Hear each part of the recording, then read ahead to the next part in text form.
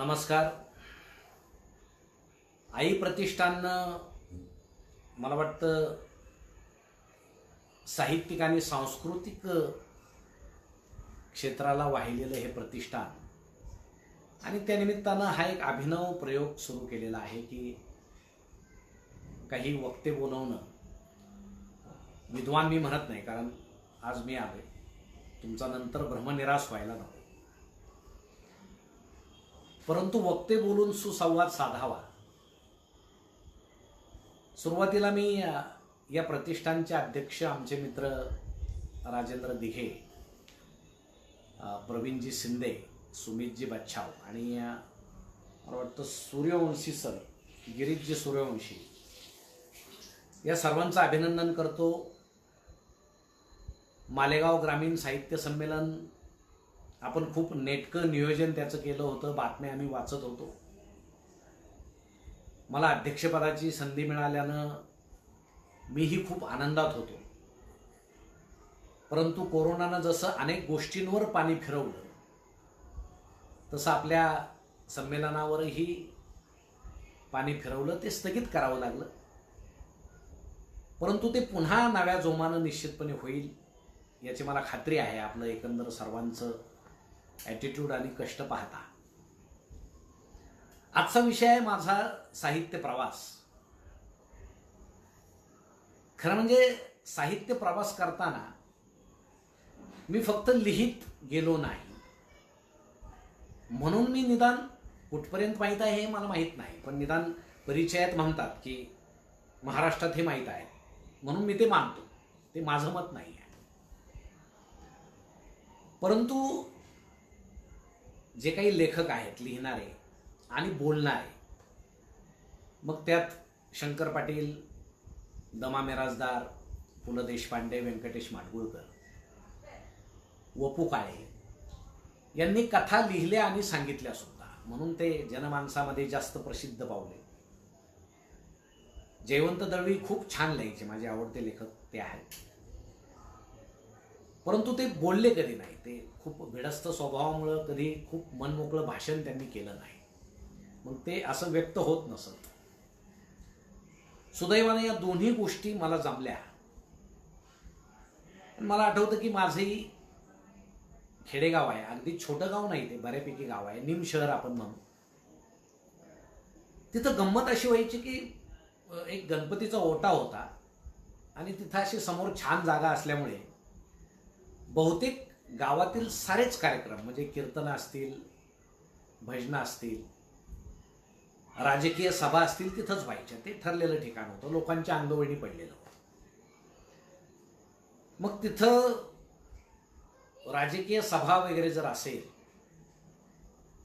कुठल्याही पक्षाची असो, आम्हाला त्यामध्ये काही वावगं वाटत नसायचं. त्यावेळेस हा पक्ष तो पक्ष असं कधीच आम्हाला वाटलं नाही. कुठली सभा असली की मी भाषण करायचो. गावकऱ्यांच्या टाळ्या मिळायच्या. टाळ्या का मिळतात, लोक का हसतात, जरा अंदाज घेतला, म्हणून पुढाऱ्यांची थोडी टर उडवण्याची सवय लागली. अर्थात आपली टर उडवली तरी पुढारी काही बोलत नाही, म्हणून राजकारणावर कुणी काही बोलू शकतं. ते मनात बोलत असतील, उघड बोलत नाही. वडील मला एके दिवशी म्हटले की याचे त्याचे मन दुखावण्यापेक्षा भाषणातून तू कथाकथन का करत नाहीस. म्हणजे वडील शिक्षक होते आणि त्यांना बऱ्यापैकी जाण त्यातली होती, म्हणून मी खरं म्हणजे भाषणातून कथाकथनाकडे वळलो. आता गावामध्ये पुस्तकं वाचणं, पुस्तकाचं वेळ तर होतच. जिथून मिळायचे तिथून आम्ही पुस्तकं घ्यायचो. आणि तुम्हाला खरं सांगतो की लहानपणी पुस्तकाची चोरी सुद्धा आम्ही केलेली आहे, मराठी शाळेत असताना. आता आपल्या काही शिक्षकांना सवय असते की आलेले पुस्तकं इतके जपून ठेवायचे की ते फाटायला नको, नोंदून ठेवायचे, जसेचे तसे राहिलेले बरे. तसे आमच्या हेडमास्तरांनी ठेवले होते, म्हणून आम्ही कपाट तोडून ते पसार केले होते. त्याचा प्रसादही नंतर आम्हाला मिळाला. परंतु अशी इकडून तिकडून पुस्तकाची हौस भागून घेणं, तेव्हा एक समजलं की वाचनाशिवाय पर्याय नाही आणि वाचन मनाची मशागत करते. जशी शेताची मशागत केल्यानंतर त्यातून चांगली मशागत केली तर चांगलं पीक निघतं, तसं वाचनाने मनाची मशागत केल्याशिवाय त्यातून चांगला आविष्कार होत नाही. अर्थात ते समज जशी येईल. आता मृत्युंजय मी हायस्कूलमध्ये असतानाही वाचलं, काही समजलं नाही, भाषा ती अवघड वाटली. नंतर पुन्हा 2-3 वर्षांनी वाचलं, पुन्हा 4-5 वेळेस मी ते वाचलं. ज्यावेळेस पूर्ण समज मला आली त्यातल्या खऱ्या भावना, त्यातली जीवनमूल्ये मला समजायला लागली, ते 4थ्या-5व्या वाचनामध्ये समजायला लागले. म्हणून आपण सुरुवात वाचनानं करतो, कधी कधी समजतं, काही नाही समजत, पण आपण वाचलं पाहिजे. अनेक जण वाचतात, आई प्रतिष्ठानचे तर सगळे वाचत असतील, म्हणूनच आईशी ते जोडले गेलेले आहेत. परंतु माझा असा साहित्याचा प्रवास इकडे तिकडे सुरू झाल्यानंतर आम्ही कॉलेजात असताना खोलीवर राहायचो आणि आमच्या घरून डबे यायचे. म्हणजे एसटी यायची सकाळी आणि त्याच्यावर जेवणाचे गोल डबे यायचे, ते आम्ही उतरून घ्यायचे. त्यामध्ये 2-3 वेळेचं जेवण यायचं दिवसभराचं, आणि ते डबे परत पाठवून द्यायचे. मग त्या डब्यामध्ये एखादी बरणी असायची, आईनं दिलेल्या भाकऱ्या असायच्या. महत्त्वाचं म्हणजे आमच्या गावातील शेकडो मुलं शहरात शिकायला होते, त्यामुळं आमच्या गावातील शेकडो आयांना अंधारतोंडी अगदी पहाटे उठावं लागायचं आमचा डबा करण्यासाठी. त्यावेळेस आम्ही झोपलेलो असायचो. म्हणजे ही जाणीव सुद्धा खूप नंतर झाली. आणि मग वडील वगैरे डबा घेऊन स्टँडवर यायचे, ते एसटीवर ठेवायचे. मग डबा आला की आम्ही, तुम्हालाही अनेकांना तो अनुभव असेल, आम्ही एकत्र गोल असे बसायचो, डबा सोडायचो. काही जण भाकरी चाचपायचे. का? कारण वडील पैसे देत नसायचे. वडील म्हणायचे जास्त पैसे दिले तर हा बिघडेल, म्हणून आई काय करायची, त्या भाकरीच्या पापुद्र्यामध्ये 1 किंवा 2 रुपयाची नोट गुपचूप पाठवायची आमच्यासाठी. मग ते पापुद्रे चाचपले की ती नोट दिसली की अगदी म्हणजे अलिबाबाची गुहा सापडल्याचा आनंद व्हायचा. म्हणून आई प्रतिष्ठानशी जोडलं जाण्याचं माझं कारण हे आहे की आई या शब्दाविषयीच मला पहिल्यापासून प्रचंड महत्त्व आहे. ती नोट आम्हाला खूप मौल्यवान त्यावेळेस वाटायची. संध्याकाळी बहुधा डबे संपलेले असायचे. मग चौकात एक वडे तळणारा होता, भजे तळणारा, त्याच्याकडे आम्ही जायचो. 1-2 रुपये असायचे. आता 1 किंवा 2 रुपयात एकच वडा यायचं किंवा थोडेच भजे यायचे. मग आम्ही वाट पाहायचो का त्याचे सगळे वडे भजे संपले की त्या थाळीमध्ये अशा लेंड्या शेंड्या उरायच्या त्याच्या, चांगली अर्धा थाळी. आणि मग त्याला माहीत होतं हे खोलीवर राहणारे मुलं आहेत. मग तो 1-2 रुपयात ते सगळंच उरलेलं सगळं आम्हाला द्यायचं. आणि मग ते शिळ्या भाकरीबरोबर मिठक्या मारीत आम्ही खायचो. मला वाटतं अतिशय उत्तम जेवणापेक्षा त्यावेळेस आम्ही ते जे जेवलो ना, त्याची चव पुन्हा खूप स्वादिष्ट अन्नाला सुद्धा येणार नाही. कारण त्यामध्ये आईच्या भाकरीची चव होती, मायेची चव होती. मग ह्या संवेदना जसजशा वाढत गेल्या, वेगवेगळ्या विषयावर आम्ही लिहायला लागलो. मित्रांमध्ये बसायचो, मग गमती व्हायच्या, त्यातूनही अनेक गोष्टी झाल्या. लेखनाचे अनेक आविष्कार सापडत गेले. आणि मग कथाकथनाकडे मी वळाल्यानंतर खरी गंमत सुरू झाली. आणि कथा मी असं ठरवलं की माझ्याच कथा लिहायच्या. स्वतःच्या कथा लिहिल्याचा एक फायदा असा असतो की त्यामध्ये कथन करताना आवश्यक तो बदल करता येतो, नैसर्गिकपणा येतो.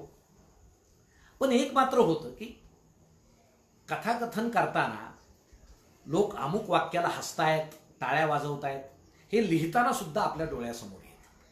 आणि मग कथा लिहितानाच ती कथाकथन योग्य कथा लिहिण्याचा प्रयत्न कथाकार करतात असा माझा अनुभव आहे.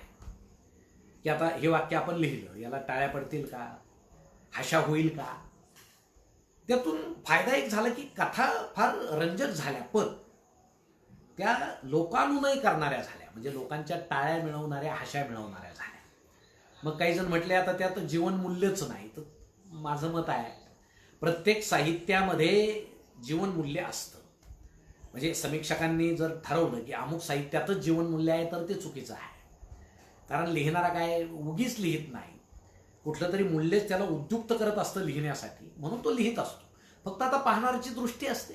काही समीक्षकांना ते नाही आवडत, काहींना सोपं लिहिलेलं आवडत नाही, अवघड पाहिजे. जे समजतच नाही ते उच्च दर्जाचं साहित्य, म्हणजे असं सगळ्याच समीक्षकांचं मत आहे असं नाही, परंतु अनेक जण म्हणतात की जे दुर्बोध आहे ते उच्च दर्जाचं असतं आणि जे सोपं आहे ते अवघड असतं. पण माझं उलटं मत आहे, सोपं लिहिणं अवघड आहे आणि तुम्ही लिहिलेलं त्यामधल्या भावनांचं संक्रमण जर वाचकांपर्यंत जाणारच नसेल तर ते साहित्य काय फक्त असं छान पुस्तक लायब्ररीत दिसण्यापुरतं किंवा त्याला लेखक म्हणण्यापुरतं किंवा हे खूप अवघड लिहिणारे लेखक आहेत असं म्हणण्यापुरतंच ते मर्यादित राहील.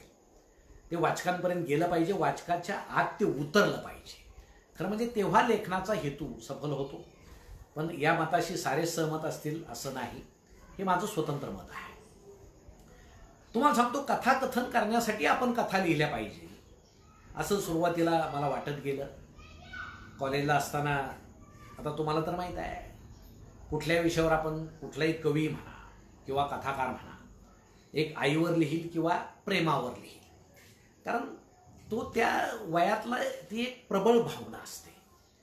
म्हणजे तरुण कवीनं कवयित्रीनं प्रेमावर लिहिलं तर त्याला नावं ठेवू नये की काय काय तुम्ही प्रेमावरच लिहिता वगैरे. आता प्रस्थापित झाल्यावर माणसं साहित्यिक काय म्हणतात, काय ते तरुण पोरं नुसतं प्रेमावरच लिहितात. अहो तुम्ही त्यातूनच वर आलात ना, सुरुवात तशीच असते.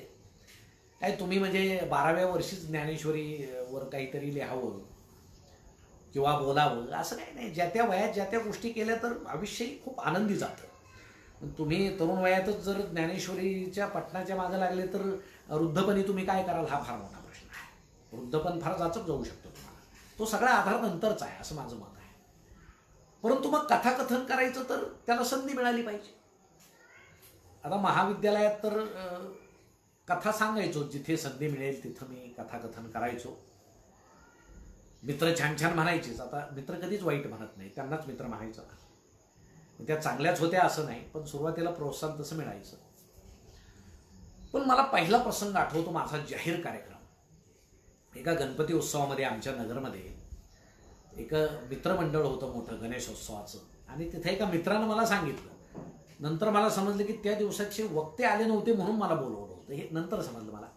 पण चला बाबा, संधी आपल्याला पाहिजेच होती, ती कशी मिळो. म्हणून त्या दिवशी मी ठरवलं की आता अशी जाम तयारी करून जायचं. 2-3 कथा माझ्या पाठ होत्या माझ्याच. त्यावेळेची गंमत तुम्हाला सांगतो पहिल्या कथाकथनाची. त्यावेळेस व्हायचं काय, डबे आमची यायची मी तुम्हाला सांगितले. बरं, आई डबे पाठवायची ते फडक्यात बांधून भाकरी पाठवायची. पोळ्या क्वचित यायच्या, भाकरी असायच्या. मग ते फडकं रोज पुन्हा पाठवावं लागायचं मोकळ्या डब्यामध्ये. मग रोज तुला स्वच्छ फडकं कुठून आणायचं, म्हणून आई सांगायची की फडकं सांभाळून परत पाठव. मग कधी कधी आपलं फडकं हरवलं की चोरी व्हायची दुसऱ्याच्या फडक्याची. म्हणून मी त्या दिवशी काय केलं की माझं फडकं फार चोरीला जातं, म्हणून ते फडकंही स्वच्छच होतं त्या दिवशीचं, खूप चांगलं. मी ते रुमालासारखं घडी करून खिशात ठेवलं, ते माझ्या लक्षातच नाही. आणि संध्याकाळी त्या गणेशोत्सवाच्या कार्यक्रमाला मी कथाकथनाला उभा राहिलो. समोर आलोट गर्दी होती आणि मी कथा सांगायला सुरुवात केली. लोक हसत होते, आधीमध्ये टाळ्या वाजवत होते. म्हणजे कथा चांगली होती की ते नेमकं काय करत होते, मला प्रोत्साहन देत होते माहीत नाही, पण सुरुवात तर झाली. गंमत अशी झाली की मी पाहिलं होतं की मोठमोठे वक्ते मध्येच भाषण करताना, कथा सांगताना हळूच असा रुमाल घेतात आणि टिपतात, असा ओठ नाक वगैरे टिपतात, असं मी पाहिलेलं होतं. आणि त्या वयामध्ये कुणाचं तरी अनुकरण करावं असं आपल्याला नेहमी वाटत असतं. त्या कथेच्या नादामध्ये मी खिशामध्ये हात घातला, ते फडकाय माझ्या लक्षातच नाही. रुमाल म्हणून ते घेतलं आणि ओठावर वगैरे असं टिपलं, ते छान घाम आलेला नसताना. अनुकरण स्टाईल. गंमत अशी, बहुतेक भाकरीबरोबर चटणी यायची आणि ती चटणीचे कण त्या फडक्याला लागलेले होते मिरचीचे. आणि तो रुमाल म्हणून मी ते फडकं फिरवल्यानंतर, मी ते खिशात ठेवल्यानंतर जशी तोंडाची आग सुरू झाली, नाकाची आग सुरू झाली, ओठांची आग सुरू झाली, मग माझ्या लक्षात आलं आपण रुमाल चेहऱ्यावरून फिरवलाय. आणि नंतर माझा अभिनय जास्तच वाढला, म्हणजे नाक खाजवणं, ओठ खाजवणं. तर प्रेक्षकांना वाटलं असेल की हे कथेतला अभिनय आहे, पण खरी तारांबळ काय झाली हे माझं मलाच माहीत आहे. तो पहिला माझा अतिशय मजेशीर कथाकथनाचा कार्यक्रम. पण संधी मिळाली तिथं जायचं असं मी ठरवलं होतं. कारण असं म्हणतात की कुठलंही भाषण असो, कथाकथन असो, हे सरावानं चांगलं होतं. ते अचानक कथापाठ केली गेले, सांगितले, कधी चांगली होत नाही. आणि तुम्ही पहिल्यांदा जी कथा सांगता, आता 5-10 वर्षानंतर त्या कथेत आमूलाग्र बदल होत गेला, जसे सराव होत गेला तसं. तो माझा पहिला कार्यक्रम. आणि मग सुरुवात झाली. तुम्हाला सांगतो, एका पब्लिक स्कूलवर मला गॅदरिंगला बोलवलं. गॅदरिंगचा तो माझा पहिला कार्यक्रम. मग आता त्या काळात पाहिलं होतं की पाहुणे अगदी कोट वगैरे टाय घालून जातात, पण आता ती सोय तर नव्हती, गाडीही नव्हती, पाहुणे गाडीत जातात हेही पाहिलं नव्हतं. मग एक मित्र होता, त्याची अशी जुनी मोटरसायकल होती. त्याला मी सांगितलं की आज आपण कार्यक्रमाला जाऊ, मी गेस्ट आहे, मी पाहुणा आहे. तो म्हटला ठीक आहे. आणि मग तो पुढे, मी मागं, असं वाऱ्यामध्ये आम्ही सायंकाळी 4च्या दरम्यान कार्यक्रम होता. आम्ही आपले दोघेही तिथे गेलो, मस्त गप्पा मारत गेलो. त्या पब्लिक स्कूलच्या बाहेर प्राचार्य कोट टाय वगैरे घालून उभे होते आणि प्राध्यापकही सूट पॅन्टमध्येच उभे होते, बरेचसे पाहुण्यांची वाट बघत, म्हणजे आमची प्रकार. आता पाहुणे येणार म्हणजे कसे येणार, साधारणतः गाडी येणार, मग प्राध्यापक जाणार, पाहुण्यांचं स्वागत करणार वगैरे असं. आम्ही मोटरसायकलवर आल्यामुळं पाहुणे आले असतील याचा अंदाज कुणालाच आला नाही. मग मी त्या मित्राला म्हटलं, ते प्राचार्य आहेत त्यांच्याजवळ घे. त्यानं आपली गाडी थेट तिथं घेतली. तर सुरुवातीला प्राचार्यांनी सुद्धा आमच्याकडे लक्ष दिलं नाही. त्यांना असं वाटलं असेल की बहुधा स्पीकरवाला किंवा मंडपवाला आला असेल. आमचे अवतारही तसेच होते त्या काळामध्ये, आणि गाडीवर आम्ही गेलो. पण ज्यावेळेस मी सर दोनदा म्हटलो, त्यांनी माझ्याकडे पाहिलं आणि दचकले. अरे बापरे, म्हणजे पाहुणे अशा अवस्थेत आलेले आहेत, केस पिंजारलेले वाऱ्याने वगैरे, म्हणजे त्यावेळेस केसही होते. जाता जाताचे संदर्भ, भूतकाळात रमतो माणूस म्हणून बोलतो. आणि प्राचार्यांच्या ज्यावेळेस लक्षात आलं की पाहुणे अशा अवस्थेत आलेत आणि प्राध्यापक मात्र गेटकडे पाहत आहेत, पाहुणे काय येणार, मग प्राचार्य हळू आवाजात मला म्हणाले, गेटच्या बाहेर जाऊन थांबा. म्हटलं काही चुकलं कसं? नाही म्हणे, तुम्ही गेटच्या बाहेर जाऊन थांबा, दाबक्या आवाजात म्हणाले. मी मित्राला म्हटलं चल बाबा. त्यानं गाडी वळवली, आम्ही गेटच्या बाहेर जाऊन थांबलो. थोड्या वेळानं स्वतः प्राचार्य त्यांची मोठी गाडी घेऊन गेटच्या बाहेर आले. स्वतः ड्रायव्हिंग करत होते ते. दुसऱ्या बाजूचा दरवाजा त्यांनी उघडला आणि म्हणे बसा. मग मी आपला आत बसलो, कंगवा डोक्यामध्ये फिरवला आणि आम्ही, प्राचार्य साहेबांनी गाडी आत घातल्याबरोबर सगळे प्राध्यापक धावत आले, पाहुणे आले, पाहुणे आले. एका शिक्षकाने दरवाजा उघडला, मी उतरलो, सर्वांना नमस्कार घातला आणि मग ते अतिशय IT मला आतमध्ये घेऊन गेले. त्यावेळेस मनात एकच शंका होती की मगाशी मी आलेलो यातल्या कोणी पाहिलं नसलं तर बरं होईल. म्हणजे या ज्या कल्पना आपल्या असतात ना, आता काही वाटत नाही बरं का. म्हणजे पाहुण्यानं गाडीतच जावं, म्हणजे गाडीत जाऊन पाहुण्यानं जर बोलताना निराश केलं तर त्यात मजा नाही. तुम्ही कशानेही जा, तुमचं बोलणं उत्तम असलं की तो पाहुणा आल्याचं आनंद तिथल्या लोकांना होतो. पण त्या वयातले ते समज असतात सुरुवातीचे. या इतक्या गमती माझ्या बाबतीमध्ये घडलेल्या आहेत की आहे त्या साधनाचा उपयोग करून कथाकथन करायचं. दुसरी एक गंमत तुम्हाला सांगतो. कॉलेज, एका सिनियर कॉलेजवर मला बोलवलं. मी एका खेड्यामध्ये शिक्षकाची नोकरी करत होतो. आता आपल्या अनेकांना तो अनुभव आहेच. माझा एक मित्र होता तिथं, त्याचं नावही सांगतो, किसन शिकारे नावाचा तो मित्र होता. शेतकरी होता. त्याच्याकडे डिझेल बुलेट होती, म्हणजे असे वायर्स वगैरे निघालेलं, आणि दोन्ही बाजूला तो दूध व्हायचा, दुधाचे कॅन होते, कॅरेज होतं असं कॅन ठेवायला. त्याला केंड, आमच्याकडे केंड म्हणतात, दुधाची केंड, ते ठेवायला असं दोन्ही बाजूला कॅरेज. डिझेल बुलेट, तिची अवस्था शेतकऱ्याची म्हटल्यावर कधी पुसण्याचा विषयच नाही. डिझेल टाकायचं आणि मोठमोठा आवाज करत ट्रॅक्टरसारखी ती निघायची. त्याला मी म्हटलं की आज कॉलेजवर माझा कार्यक्रम आहे. तो जवळ होतं तिथून, एक 5-6 किलोमीटरवर. तर तू माझ्याबरोबर येतोस का? तो म्हटलं यायला अडचण नाही, पण अडचण एक आहे. म्हटलं काय? तो म्हटलं ही गाडी अशी आहे की 10 मिनिट निदान किका मारल्याशिवाय ही सुरू होत नाही. म्हणजे आता तुम्ही पाहुणे म्हणून चाललात तर पाहावं, म्हणजे पुन्हा म्हणायची प्रतिष्ठा केली. मला 10 मिनिट तरी याला किका माराव्या लागतात. मग यावर काय करायचं? म्हटलं चल आपण ठरवू. मग कॉलेजपर्यंत जाताना मी त्याला असं सांगितलं की आता आपण असं करू, तू गाडी जिथं कार्यक्रम आहे तिथं जवळच लाव, मी कथा सुरू करील, तू समोरच बैस. कथा संपायला थोडा अवधी राहिला की मी तुला खून करील. मग तू बाहेर जायचं आणि गाडी सुरू करायला सुरुवात करायचं. गाडीचा आवाज झाल्याशिवाय मी थांबणार नाही. गाडी सुरू झाली की मी कार्यक्रम संपून येईल. म्हणजे आमच्यातला हा कट शिजलेला. नेहमीप्रमाणे आम्ही तिथं गेलो, स्वागत झालं. मग कथाकथन सुरू झालं. किसनही समोर बसला आणि कथा संपायला अगदी 10-15 मिनिट अवकाश असताना मी त्याला खुणावलं की तू जा आता बाहेर, आपलं काम सुरू कर. तो बाहेर गेला. नंतर कथेत माझं कुठलं लक्ष हो. खिडकीतून फक्त किका मारल्याचा आवाज येत होता आणि तब्बल 10-12 मिनिटानं फडफडफड असा मोठ्यानं ठो ठो ठो गोळ्या मारल्यासारखा आवाज सुरू झाला आणि मी कार्यक्रम संपवला. संपवल्यावर निघालो. प्राचार्य म्हटले चहा वगैरे. म्हटलं नको. म्हटलं चहाच्या नादात पुन्हा गाडी बंद पडली तर मी कुठं सांगायचं त्या. मग ते म्हटले तुम्हाला वाटं लावायला येतो. म्हटलं नको सर, तुम्ही थांबा, मी जातो. आता मला पुढचं सगळं माहिती ना. नाही म्हणे येतो. ते आणि 2-3 प्राध्यापक पाहुण्यांना वाटं लावायला मला.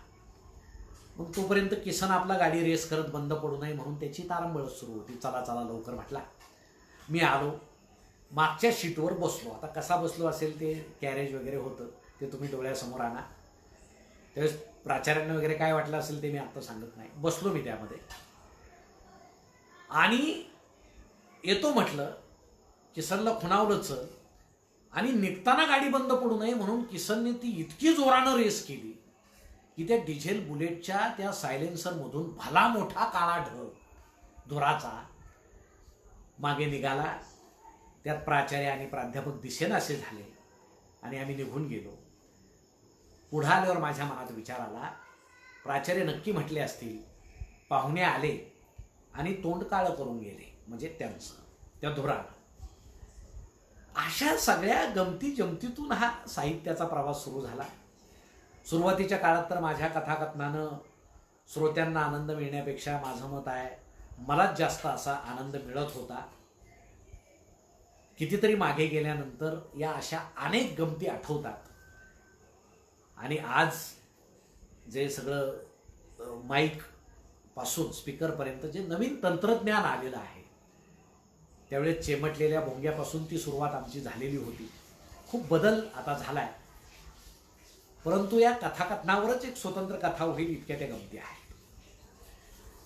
मित्रांनो, लिहिण्यासाठी आजूबाजूला प्रचंड विषय आपल्याला आहेत. आपण उघड्या नजरेनं ते पाहिले पाहिजेत. आमच्या गावामध्ये एक टुरिंग टॉकीज होती. मी नाम्याचा सिनेमा म्हणून त्यावर एक कथाही लिहिली होती. सकाळ सप्तरंगाला मी वर्षभर लिहायचो, त्यातही मी ते लिहिलं होतं. आम्ही लहानपणी सिनेमा पाहायला जायचो. आता विनोदी लेखन करणं हे सोपं नाही असं मी म्हणणार नाही, कारण तुम्ही म्हणाल हे विनोदी लिहितात म्हणून तसं म्हणतात. परंतु एकतर विनोदी लेखनानं खूप खतखतून कोणी हसावं असं नाही, परंतु त्या विनोदाची पातळी कधी घसरू देऊ नये, दर्जा घसरू देऊ नये, नाहीतर ते लिहिण्याच्या भानगडीत पडू नये.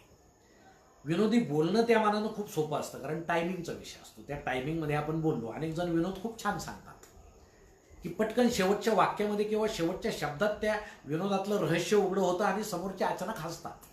ही टायमिंग याला म्हणतात, कोटी काढण्याचं टायमिंग. पण लिहिताना तसं ते अवघड असतं. म्हणून तो नाम्याचं सिनेमाची गंमत तुम्हाला सांगतो की तो एकटाच सुशिक्षित बेकार तो तरुण होता. त्यानं ते थिएटर जे उघडलं, मला वाटतं भारतातलं ते पहिलं एसी थिएटर असावं, कारण त्याला वरून छत नव्हतं. बाजूनं अशा मातीच्या भिंती होत्या आणि त्यातच त्यानं तो पडदा समोर लावला, तो छोटासा. दरवाजावर एक गोंडपाट लावलं होतं. त्यावरच त्यांनी कुठंतरी थिएटरमध्ये पाहिलेले दोन्ही शब्द लिहिलेले होते, इन आणि आउट, इन आणि एक्झिट. आणि तिकिटाची मोठी गंमत होती. स्वतः नाम्याच एक वायरची पिशवी घेऊन बसायचा. त्यावेळेस तिकीट कसलं हो, असं त्यांनी उतार केला होता सिनेमा पाहायला. कुणीतरी म्हटलं की प्रतिष्ठित लोक येतात, बाल्कनीची सोय पाहिजे, म्हणून त्यानं नदीतले मोठमोठे गोटे बाल्कनी म्हणून मागे आणून ठेवले होते. म्हणजे खालचं तिकीट ₹1 आणि बाल्कनीचं ₹2, म्हणजे गोट्यावर बसण्याचं. आता गोट्यावर बसलं म्हणजे बाल्कनीवाले हळूहळू पहिल्या 5-10 मिनिटातच घसरत खाली यायचे बाल्कनीच्या खाली आणि टेकून बसायचे. ह्या खऱ्या गमती आहेत. आणि तिकीटसुद्धा तोच. तिकीट कसं काय असं छापलेलं नव्हतं, शिक्के असायचे. ₹1 घ्यायचा आणि हातावर शिक्का मारायचा, चल. बाल्कनी असली की दोन्ही हातावर शिक्के मारायचे. त्यात नामेक सूचना द्यायचा, लाईट गेली, रीळ तुटली, मशीन बिघडलं तर याच तिकिटावर उद्या सिनेमा, पुन्हा नाहीतर पैसे घे, तिकीट उद्या पाहिल मी. म्हणजे तुम्ही लक्षात घ्या, ते हातावर मारलेले शिक्के म्हणजे तिकीट.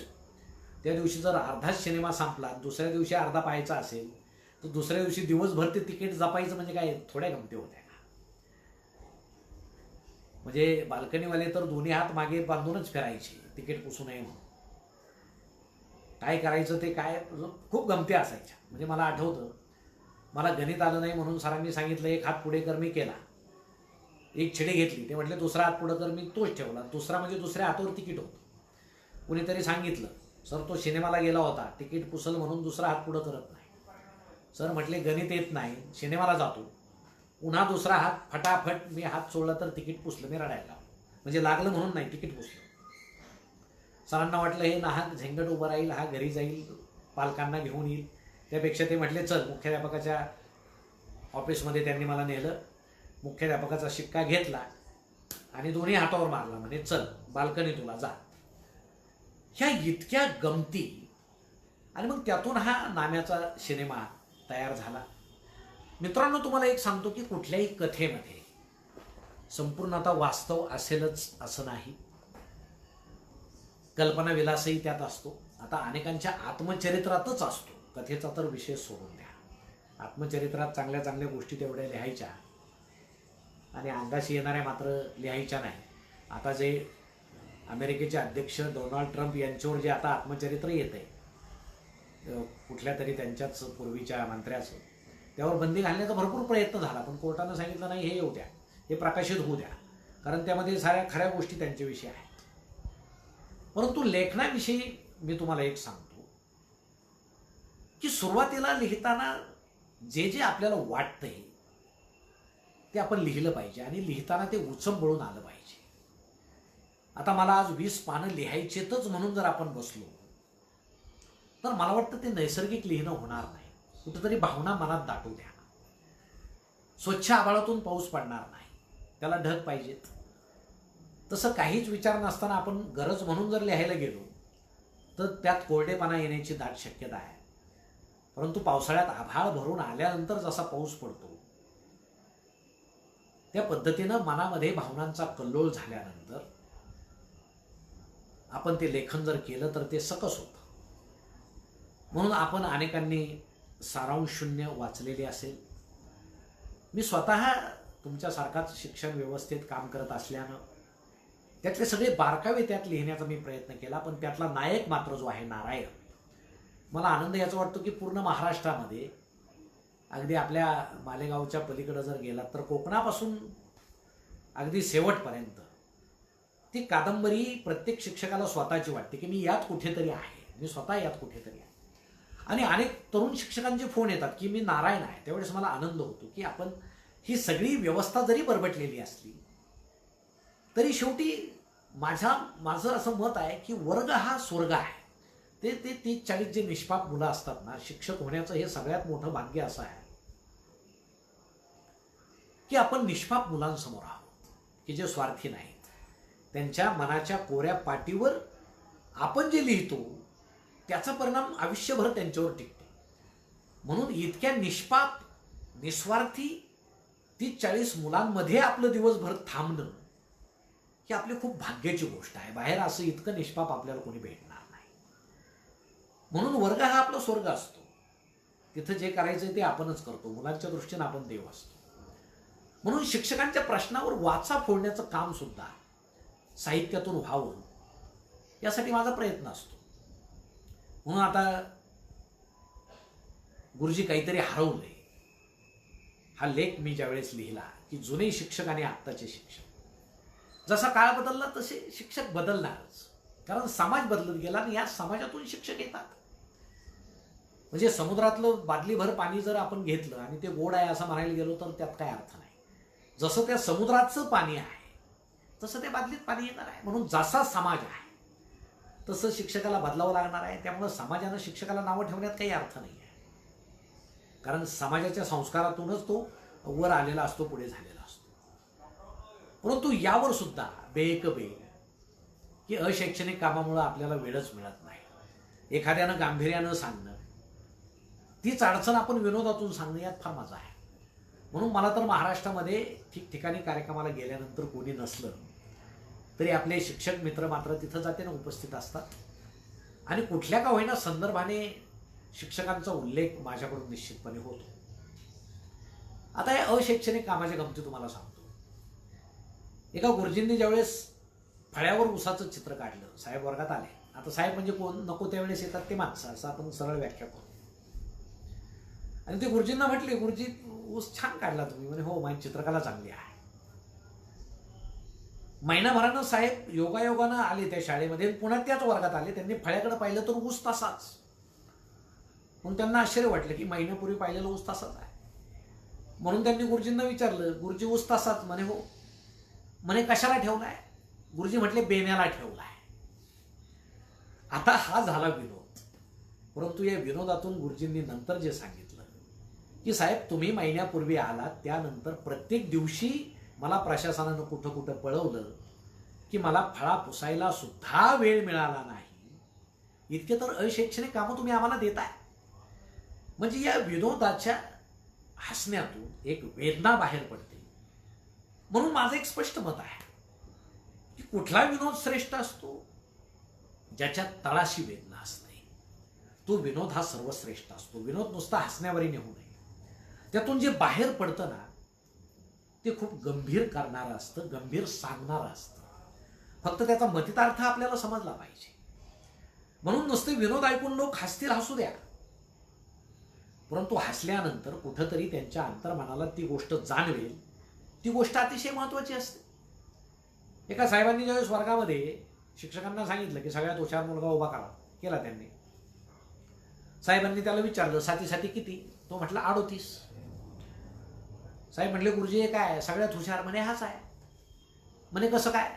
म्हणे बाकी सारे मुलं 38च्या आतच म्हणतात, हा निदान आता 49 पर्यंत आलाय. आणि जसजसं तुम्ही आम्हाला शिकवायला वेळ द्याल, आम्ही याला साथी 49 पर्यंत नेणार, वर्षाच्या शेवटी तरी नेणार.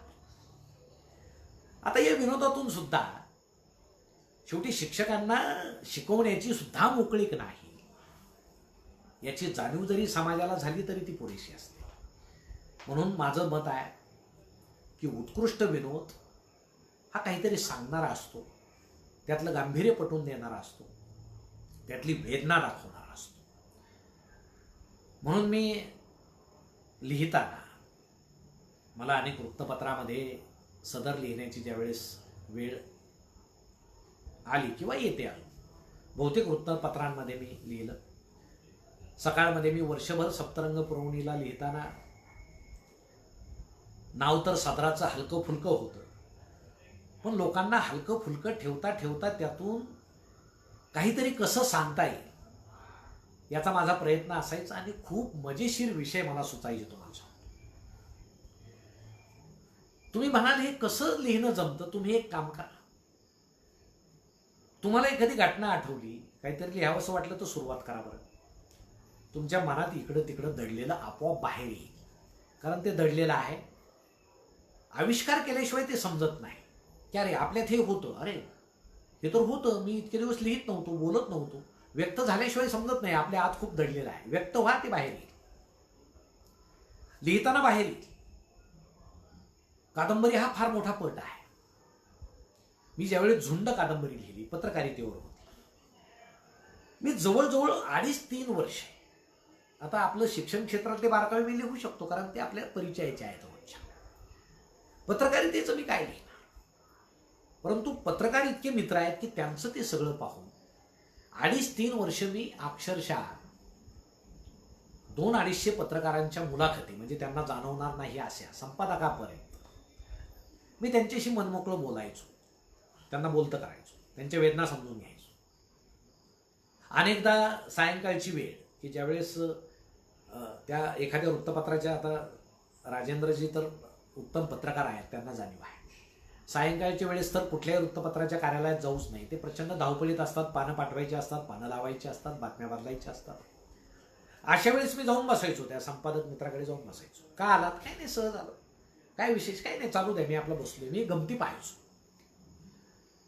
मग एखादा पत्रकार एखादी बातमी घेऊन आला की हे सांगायचे, हे 20 नावं बातमीत कशाला टाकले, यांची 1 रुपयाची आपल्याला जाहिरात नाही, 20 नावं कशाला पाहिजे, 2च नावं ठेव. हे मी पाहायचो की अरे हे सगळं जाहिरातीशी जोडलं गेलेलं आहे. मग ग्रामीण पत्रकारितेपासून शहरी पत्रकारितेपर्यंत काय वेदना आहे त्यांच्या. म्हणजे पत्रकाराकडे पाहण्याची दृष्टी ही परिस्थिती सापेक्ष बदलत जाते. त्यानं जर आपली चांगली बातमी दिली तर याच्या इतका बुद्धिमान प्रतिभाशाली पत्रकार नाही दुसरा, असं आपण म्हणतो. त्यानं जर 8 दिवसांनी आपल्या विरोधात लिहिलं तर याला काही समजतच नाही, कसा पत्रकार झाला, बुद्धू आहे. पत्रकाराविषयीचा आदर हा परिस्थिती सापेक्ष बदलणारा आदर आहे. मग ती झुंड नावाची कादंबरी माझ्या हातून झाली. त्यामध्ये मी खूप मनमोकळं लिहू शकलो. त्यातून मला खूप चिंतन करता आलं. आता लिहिताना चिंतनाची सुद्धा सवय लागते की आपण नाही यात चिंतन केलं पाहिजे, भाष्य केलं पाहिजे. कधी कधी ते लांबतं, कधी कथेतून उपकथा, उपकथेतून चिंतन, कधी त्यात विस्कळीतपणाही येतो. पण ते पूर्ण लिखाण झाल्यानंतर आपलं समाधान होत नाही तोपर्यंत आपण ते लिहिलं पाहिजे. काल परवा जी माझी कादंबरी आली, एका स्वर्गस्थ देशाची गोष्ट. खरं म्हणजे फार पूर्वी मी एक देवशाही नावाची कथा लिहिली होती की स्वर्गामध्ये निवडणुका होतात, देवाच्या आणि दानवांच्या वगैरे. तर ती कन्सेप्ट माझ्या डोक्यात होती. त्याचीच कादंबरी करावी असं मला वाटलं. परंतु कादंबरी जर करायची असेल, स्वर्गातील देवांचा उल्लेख करायचा असेल, तर आपल्याकडे सगळ्यात नाजूक गोष्ट कुठली असेल? एखाद्या धर्माचा अवमान, एखाद्या देवाविषयी न जाणो एखादा शब्द गेला तर काय भांडवल होईल भावनिक सांगता येत नाही. म्हणून मी पंचांग चाळले. 33 कोटी देव. कोटी म्हणजे संस्कृतमध्ये त्याचा समानार्थ म्हणजे प्रकार. 33 प्रकारचे देव. म्हणजे लहानपणी आपल्या डोळ्यासमोर जे येतं 33 कोटी देव, मग हे गाईच्या पोटात कसे मावत असतील किंवा इतके देवांची नावं काय असतील ह्या शंका लिहिताना सुद्धा शोध लागत गेले की 33 प्रकारचे देव. मग त्यामध्ये मुख्य देव कुठले, ज्यांना स्वर्गात मान आहे, ज्यांची पृथ्वीवर मंदिर आहेत ते आपल्या दृष्टीनं मुख्य देव. पण अनेक देव असे आहेत की ज्यांचे मंदिरही नाही, त्यांचा उल्लेख नाही. म्हणजे जसं आपल्याकडं फक्त राजकारण्यांची, पुढाऱ्यांचीच नावे माहीत आहेत, अभिनेत्यांनाच पूजलं जातं, काही नाही, तसं देवांमध्ये सामान्य देव आहे, याचाही मला शोध लागला. आणि मग त्या सगळ्या गोष्टीचा उपयोग करून स्वर्गामध्ये निवडणुका मी घेतल्या देवांच्या. त्यात मानवी हस्तक्षेप आलाच. म्हणजे आता माणूस कुठं हस्तक्षेप करत नाही, तो करतोच. शेवटी माणसानं तिथं हस्तक्षेप केला आणि देवेंद्रांना निवडून आणलं. ती एक माझ्या हातून मला आवडलेली कादंबरी झाली. वाचकांना किती आवडली, अनेक जण सांगतात आवडली, लेखकाला सांगतातच ते मला माहीत नाही, पण ती वाचल्यानंतरच तुम्हाला समजेल. परंतु मित्रांनो, एक गोष्ट मात्र आहे की प्रत्येक गोष्टीकडे वेगळ्या नजरेनं पाहणं, एखाद्या विचाराचं मंथन करणं आणि त्यातून सुचणं, ते शब्दबद्ध करणं. अशा वेळेस वाचनाची खूप वाचन केल्याचा कसा उपयोग होतो की कधी कधी भावना मनात असते, पण ती भावना मांडायला शब्दच सापडत नाही. ज्यावेळेस शब्द सापडत नाही त्यावेळेस समजून घ्यायचं की आपलं वाचन कमी आहे. ती भावना कुठल्या प्रभावी शब्दात आपण वापरली पाहिजे. अशा वेळेस बालपणापासून केलेलं किंवा तारुण्यापासून केलेलं वाचन, कारण शब्दसंपदा जर मोठी असेल आणि ती मोठी ठेवायची असेल तर खूप वाचन आणि बहुश्रुतता, श्रवण. म्हणजे फक्त चांगल्या वक्त्यांचेच भाषणं ऐका असं माझं मत नाही, वाईट वक्त्यांचे ऐका. कारण भाषण कसं असावं हे चांगल्या वक्त्यांकडून जसं समजतं, तसं भाषण कसं नसावं हे काही वक्त्यांना ऐकून समजतं. त्यांनाही ऐकलं पाहिजे. कीर्तन, प्रवचन ऐकले पाहिजे, कारण त्यातून सुद्धा शब्दसंपदेचा आविष्कार होतो. ही शब्दसंपदा आपल्या मनात दाटलेल्या भावना शब्दबद्ध करण्यासाठी उपयोगी पडते. मग काही माणसांचे चेहरे तुम्ही पाहिले का, अचानक बोलताना असे कसनुसे होतात. का होतात? कारण त्याच्या मनात ती भावना असते, पण ती व्यक्त व्हायला त्याला शब्दच सापडत नाही, ते चेहऱ्यावर दिसतं त्याच्या. मग समजायचं याचं वाचन कमी आहे, कारण याने दुसऱ्यांना ऐकलेलंच नाही. हे सहज आविष्कार झाला पाहिजे लिहिताना. भांडण करताना आता हे किती समायोचित आहे हे उदाहरण माहीत नाही, पण ते बसू शकेल या बाबतीमध्ये की भांडण करताना कुणी असं आठवून आठवून शिव्या देतं का? ते उत्स्फूर्तपणे बाहेर पडतं. तुम्ही जर शिवी आठवायला जाल तर पुढचा तोपर्यंत 5-10 शिवीला शिवी द्यावीच लागते, अलिखित नियम आहे तो. ती उत्स्फूर्तता त्यावेळेस जी असते ती लेखनामध्ये आली पाहिजे, आणि मग ती लेखनात आली की ते छान होतं. एकदा लिहिलं की आपण पुन्हा पुन्हा ते वाचलं पाहिजे त्रयस्थ नजरेनं. हे माझं नाहीच असं समजू. ते वाचलं की आपल्याला समजतं त्यात काय दोष आहे, कुठलं वाक्य विसंगत आहे. आता तर नवीन तंत्रज्ञानानं खूप सोयी केली. पूर्वीचे लेखक मला कमाल वाटते, हातानं पानाची पानं लिहायची आणि ते वेळोवेळी रिराईट करायचे. किती त्रास होत असेल. म्हणजे मी ऐकून आहे की एका लेखिकेनं ती कादंबरी 65 वेळेस रिराईट केली, स्वतःची कादंबरी, तरी तिला तिचं समाधान झालं नाही. म्हणजे ही लेखनाविषयी किती सजगता, किती जागृती आहे. पण आता कॅम्प्युटर्स आले, लॅपटॉप आले, त्यावर आपण टाईप करू शकतो. आता पुन्हा पुन्हा लिहिण्याची गरज नाही. हे वाक्य इथं नको इकडं पाहिजे, आपण उचलून तिथं टाकू शकतो, एडिट करू शकतो. ही आपल्या दृष्टीनं फार मोठी सोय झाली. पण आपणच लिहिलेली गोष्ट पुन्हा पुन्हा वाचल्यानंतर त्यातले दोष आपल्याला समजतात की नाही हे असं पाहिजे होतं. परंतु माझं मत आहे की पहिलं लेखन जे तुम्ही करताना ते प्रामाणिकपणे करा. आता तुम्हाला गंमत सांगतो, सारांश शून्याचे नेमके पानं मला माहीत नाही, 300-350 पानं असतील. पण मी सुरुवातीला लिहिली त्यावेळेस ते 500 पानाच्या वर लिहिली होती, कारण मी त्यात काहीच ठेवलं नाही लिहायचं. पण ज्यावेळेस मी पुन्हा ती घेऊन बसलो त्यावेळेस माझ्या मनात आलं की नाही, व्यवस्थेला इतकं नावं ठेवण्यात अर्थ नाही. मग मी त्यातला काही भाग कमी केला. आपण शिक्षक असताना शिक्षकांना इतका दोष देणं चुकीचं आहे. हे ते कुठंतरी मनाला डाचत गेलं म्हणून तोही दोष मी कमी केला. असं ते एडिट करत करत कमी होत गेलं. पण ती नंतरची प्रक्रिया आहे. वाचकांपर्यंत जाऊस तर त्यामध्ये सुधारणा करण्याचा आपल्याला हक्क आहे. म्हणून एखादा जर म्हणत असेल की मी कसं लिहू, काय लिहू, तर सुरुवातीला तुम्ही पहिलं लेखन तर प्रामाणिकपणेच करा, मनमोकळं लिहा. आणि काही लेखकांचं सांगणं आहे आम्ही रिराईट करतच नाही, ज्याच्या त्याच्या सवयीचा भाग आहे. मी पहिल्यांदा लिहिलं तेच खरं, मला यात काडीचाही बदल करायचा नाही, तोच माझ्या मनाचा आविष्कार. काही जण रिराईट करतात, पण अनेकांचं मत आहे रिराईट केलं पाहिजे. माझंही तेच मत आहे, पण ज्याची त्याची शेवटी हातोटी ती आहे. म्हणून मला वाटतं मित्रांनो, या साहित्य प्रवासामध्ये लिहिताना सामाजिक जाणीवा त्यात याव्यात, भान यावं. आणि विनोदी लिहिताना त्यातून नुसतं कुणी हसू नये, त्यातून त्यांना काहीतरी मिळावं असं मनात ज्यावेळेस वाटतं ना, त्यावेळेस ते लेखन बरोबर त्या बाजूला जातं. मला स्वतःला कथाकथनामुळे असेल किंवा यूट्यूबवर अनेक विषयांवर बोलताना असेल. आता आजच दुपारी एक फोन मला आला होता की अगदी शेतकरी होता की मी दारं धरताना तुमचे व्हिडिओ पाहतो यूट्यूबवरचे, मला खूप आनंद झाला. कुठेतरी बंगल्यात बसून सोफ्यावर लोळताना आपले व्हिडिओ पाहावेत आणि आनंद मिळावा, तो विषय फार वेगळा आहे. कुणाला मिळत असेल तर आनंद आहे. पण दारं धरताना एखादा शेतकरी एक वाफा बरोस्तर आपला व्हिडिओ पाहून जर त्याला आनंद होत असेल तर मनात असं वाटतं की त्याच्या कष्टाला कुठंतरी आपण एक विनोदाची किनार दिली, हसण्याची किनार दिली आहे. त्यानं मला विचारलं तुमची पुस्तकं कुठं मिळत आहेत, मी शेतकरी आहे. अहो हेच आपल्याला अजून काय पाहिजे. हे पुरस्कार मिळणं न मिळणं, म्हणजे पुरस्कार मिळतात ते वाईट असतात असं माझं म्हणणं नाही. म्हणजे अगदी काही गोष्टी त्यात घडत असतील ते मी म्हणत नाही, ते फार गमतीची गोष्ट आहे. आता मी संमेलनाध्यक्ष होणारच नावाचा एक लेख लिहिला होता आणि तो खूप मजेशीर होता. तो कोणी वाचला नसेल तर मी यूट्यूबवरही त्याचं हे केलेलं आहे. परंतु आपल्याला जे जे वाटतं ना त्याचं विडंबन, उपहास करणं, शाब्दिक कोट्यातून त्याला सजवणं, आणि ते वाचता वाचता खूप मजा.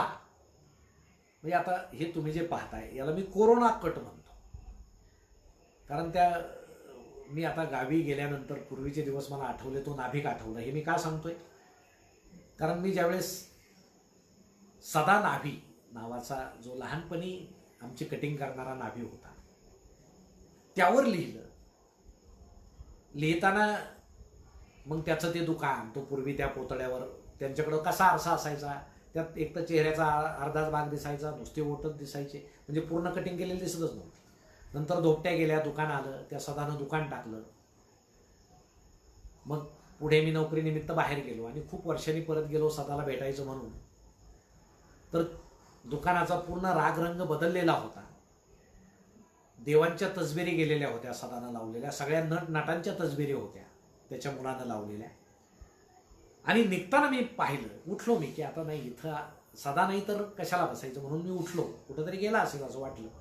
तर मला त्या सगळ्या तसबिरीमध्ये सदाची केविलवाणी तसबीर दिसली. कधी काळी त्याला घातलेला हार वाळलेला होता. मग माझ्या डोळ्यात पाणी आलं की नाही, आता सदा राहिला नाही. ही शेवटच्या 2-3 वाक्यामध्ये पूर्ण लेखाला एक वेगळं परिमाण देणारं या सगळ्या गोष्टी असतात.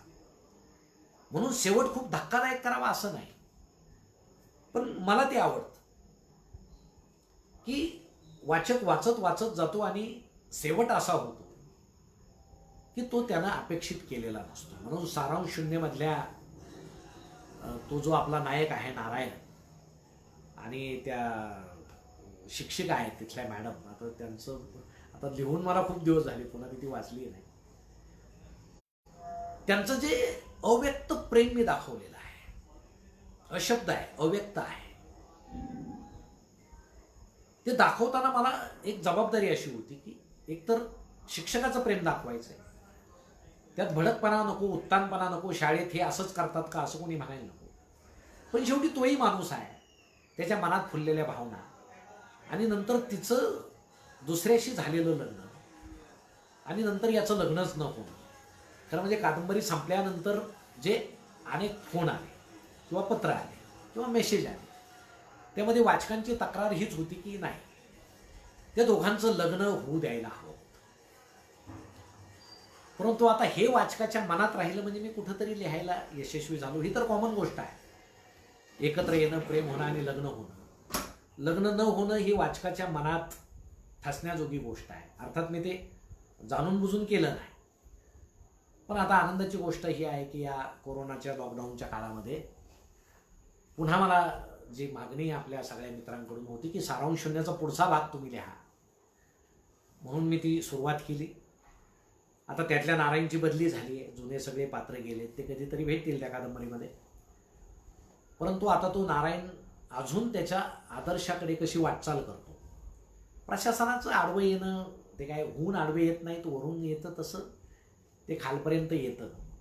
सारांश शून्य ज्यावेळेस शिक्षण उपसंचालकांनी वाचली, ते सुद्धा म्हटले की हे सगळं सत्य आहे, पण आता ही व्यवस्थाच अशी आहे की आपण याच्या विरोधात पोहू शकत नाही, आपण शेवटी असमर्थ आहोत त्या गोष्टीसाठी.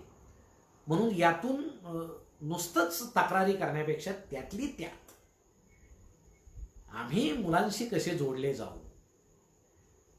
ही फार आनंदाची गोष्ट आहे. म्हणून आता पुढच्या भागामध्ये नारायणला भेटलेले अजून काही शिक्षक, आता नवीन आपल्याकडे ऑनलाईन सगळं सुरू झालंय, त्या ऑनलाईनचे उल्लेख काय काय येईल हे मी आत्ता सांगत नाही, ती किती पाणी होईल हेही सांगत नाही, त्याला थोडासा वेळही लागेल. परंतु मित्रांनो, तशा मनसोक्त गप्पा मी मारल्या. ऑनलाईनचा एक फायदा असा आहे वक्त्याच्या दृष्टीनं की तो बोलत राहतो, श्रोते तर दिसत नाहीत. जसं स्टेजवर बोलताना श्रोत्यांचे चेहरे पाहिले की एखाद्यानं जांभई दिली, आपल्याला वाटलं की वक्त्यानं बसलं पाहिजे तर त्याला दिसेल अशी जांभई आपण दिली पाहिजे. ऑनलाईनला तशी सोय नाही, इथं तरी फेसबुक लाईव्हला.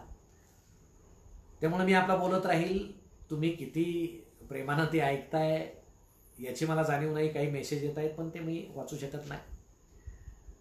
परंतु मला वाटतं या कोरोनाच्या काळामध्ये आता हे संपूर्ण जग